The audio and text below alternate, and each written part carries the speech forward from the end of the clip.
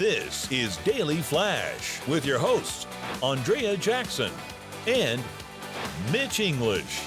Trending news and entertainment. This is Daily Flash. Hi, everyone. I'm Andrea Jackson. And I'm Matt Doolittle. Mitch English will be joining us in a little bit. So, prices have gone up pretty extensively in the grocery store, right? Yeah. Well, they're trying to see if anybody is willing to buy a $400 luxury pineapple. A $400 pineapple, okay. So it's a Ruby Glow pineapple, bred for its distinctive red exterior, and it costs $395.99 at Melissa's Produce, a California-based seller.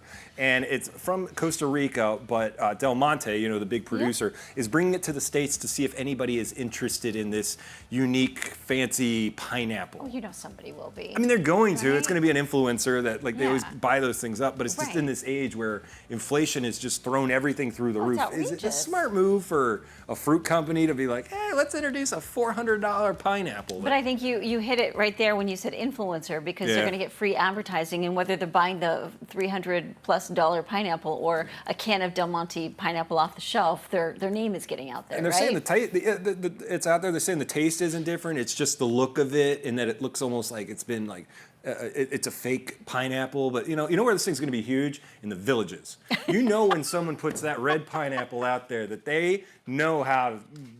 Oh, it's a red pineapple? It's a red pineapple. Oh. When you get that red pineapple out there, you know it's getting on in villages. Interesting. And if it goes upside down, run for the hills. Now, here's my question. Is it cut, or do you have to buy the thing whole and cut it yourself? It's whole, and then you got to cut it yourself. Get it. Yeah, so it's a whole process with this $400. Wow.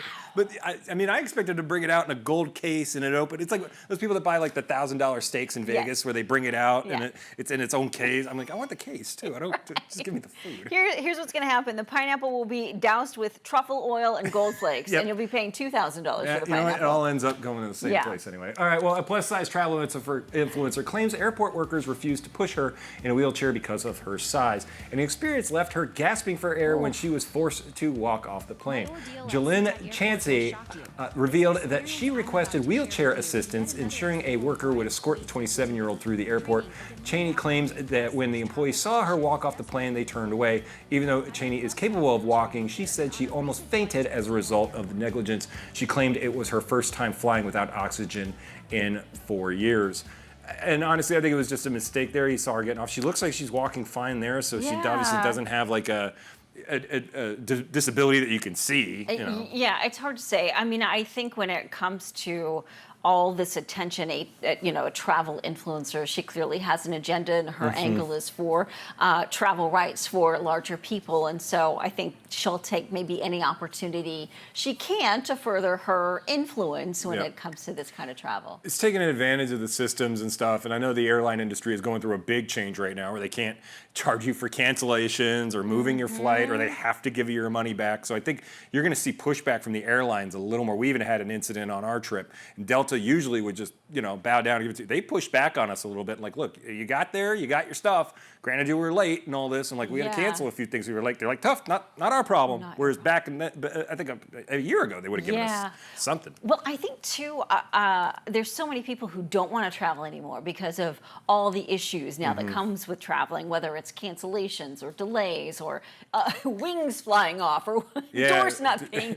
completely bolted down. I'll tell you, we got on that plane on the way back. On the way there, we had Airbuses. I got on there and pulled the thing up. I went, it's a Boeing. Right, you're like, Like, okay, let's get the Bloody Marys going. Maddie, you need to go night-night. Oh, my goodness. Well, a woman who ignored warnings from fellow beachgoers was gored by a bull in Mexico. Video of the incident shows the bull eating from a bowl under the woman's canopy as she tries to get its attention. Later, the bull is seen eating from some bags left in the sand near the woman's campsite. She then tries to grab the bags away from the bull while bystanders are heard yelling at her to stop.